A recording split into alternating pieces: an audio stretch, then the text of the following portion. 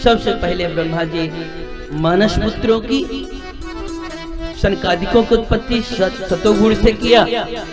फिर मरीचि आदि सनकादिकों को कहा जाकर के आप सृष्टि की वृद्धि करो। उन लोगों ने निवृत्त मार्ग में जाकर के तपस्या करने लगे। पिता की बात पुत्र न माने तो गुस्सा तो आता है। ब्रह्मा जी को क्रोध आया तो उनके भ्रूभाग से भगवान भोलेनाथ प्रकट हो गए। भोले बाबा को लगा कि मैं भी मना कर दूंगा कि भजन करने के लिए जा रहा हूँ, तो फिर पिताजी पितामह और गुस्सा हो जाएंगे। ऐसा मन में विचार करके पूछा, पिताजी आदेश करिए हम क्या करें। ब्रह्मा जी ने कहा सृष्टि करो। तो भोले बाबा ने इतना भूत प्रेतों की सृष्टि करना शुरू कर दिया अपने आप। ब्रह्मा जी ने कहा भैया तू रहने दे, अब तुमसे कुछ नहीं हो पाएगा। कुछ लोगों का ये तरीका होता है, काम भले कितना अच्छे से आए परंतु एक बार काम बिगाड़ दो ताकि दोबारा कुछ कहे ना। कोई ज्यादा परेशान करे, कई बार काम कहे, एक बार में काम को ही बिगाड़ दो ताकि वो बार बार कहे ही ना। ब्रह्मा जी ने भोले बाबा ने भूतों प्रेतों की इतनी सृष्टि किया। अपने आप ब्रह्मा जी ने कहा अलम वत्स करो, अब नहीं चाहिए तुम्हारी सृष्टि, तुम तो भजन पूजन में अपना लग जाओ। पुनः जब सृष्टि नहीं आगे बढ़ रही थी तो मरीचि आदि 10 मानस पुत्र हुए, जिसमें सबसे छोटे देवर्षि नारद हैं। उन 10 पुत्रों को होने के बाद में उनसे सृष्टि करने के लिए कहा। फिर भी सृष्टि जब नहीं बढ़ रही थी तब ब्रह्मा जी 2 भागों में विभक्त हुए। एक भाग से मनु और दूसरे भाग से श्री शत्रुपा महारानी हुई है। हम लोग मनु शत्रुपा के संतान ही हैं, इसीलिए हमको मानव कहा जाता है। ब्रह्मा जी ने कहा कि आप सृष्टि करो। मनु जी महाराज ने कहा सृष्टि करे, पर करे कहां, पृथ्वी तो है नहीं। उसी समय जोर से एक छींक आई ब्रह्मा जी को और उनके नासिका का रंध्र से स्वयं 12 भगवान प्रकट होकर के आ गए हैं। बोलिए 12 भगवान की। सब देवताओं ने स्तुति किया है। 12 भगवान वहां से सीधे रसातल को गए। पृथ्वी मां गेंद के समान पड़ी हुई थी, दांत में दबा करके लेकर के चले आ रहे थे। हिरणाक्ष मां पृथ्वी का हरण करके लेकर के गया था। एक बार हिरणाक्ष देवर्षि नारद को वीणा बजाते देखा। पहले तो वरुण को देखा, वरुण को देख करके कहा कि आप तो परम पराक्रमी हो, और 2 हाथ हो जाए। वरुण देवता ने कहा हम वृद्ध ठहरे, तुम जवान, अब युद्ध नहीं हो सकता। आगे बढ़े तो देवर्षि नारद दिखाई पड़े। तो देवर्षि नारद को कहा अरे बाबा जी आप केवल वीणा बजाने जानते हो कि 2-2 हाथ करना भी जानते हैं? आइए 2-2 हाथ हो जाए, मेरे भुजाओं में बड़ी खुजली हो रही है। देवर्षि नारद ने कहा हिरणाक्ष हमको लड़ना भिड़ना नहीं आता, पर लड़ाना भिड़ाना हमको बहुत अच्छे से आता है। तुम्हारे भुजाओं की जो खुजली है ना, तुम चिंता मत करो, एक बार ऐसा उद्यम करेंगे, ऐसी जगह बताएंगे कि जीवन भर तुम्हारे फिर भुजाओं में खुजली नहीं होगी। तुम जाकर के देखो, पृथ्वी को छुपाए थे, पृथ्वी को लेकर के जो मिले उनसे युद्ध कर डालो। पृथ्वी को लेकर के 12 भगवान वापिस आ रहे थे। हिरणाक्ष जाता हुआ देख करके भगवान को उल्टा सीधा कहना शुरू कर दिया, तरह तरह के दुर्वचन कहना शुरू किया और सुन भी लिया। पर सुनने के बाद भी हिरणाक्ष की बात भला बुरा बात सुन करके भी कुछ बोले ही नहीं।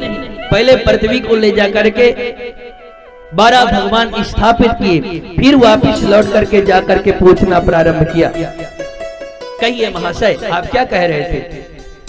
हिरणाक्ष भगवान 12 को कह रहा था जंगली सुअर। उन्होंने कहा जंगली सुअर मुझसे युद्ध करो, कहां भागे जा रहे हो? तो भगवान ने अब उत्तर आकर के दिया, आपने ठीक पहचाना कि मैं तो जंगली सुअर हूं, पर आप कौन है? आप अपना परिचय तो ले लीजिए।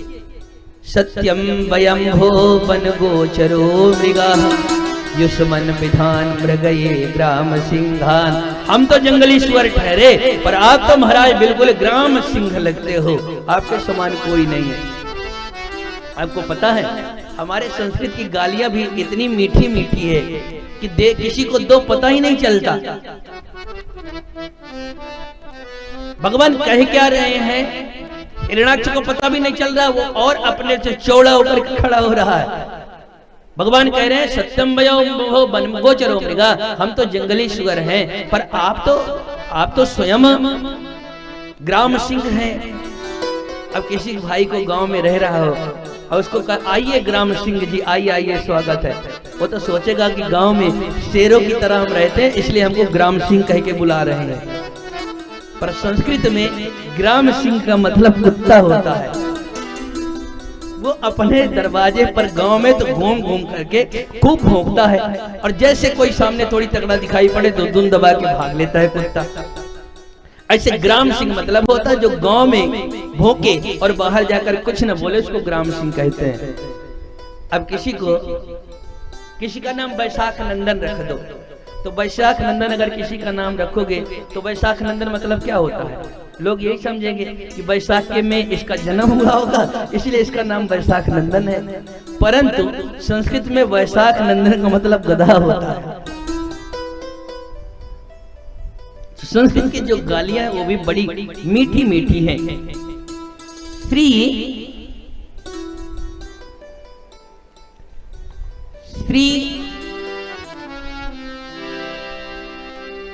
12 भगवान ने कहा कि आपने ठीक मुझको पहचाना कि मैं तो ग्राम सिंह हूं, पर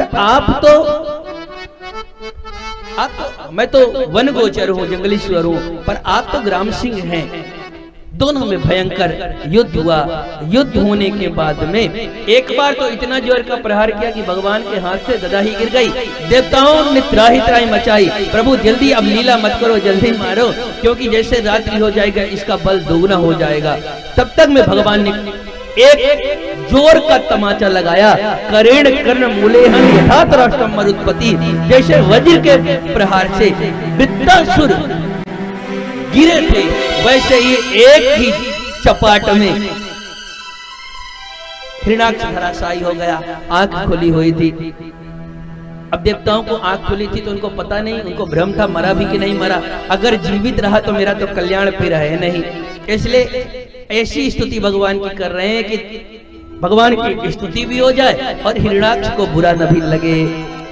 अहो इमं को न लभेत संस्थितम, अहो इमं कोनु लभेत संस्थितम, इसके समान कौन पुण्यात्मा होगा? मरने के बाद भी भगवान को ही देख रहा है, भगवान ने इसको मृत्यु दिया।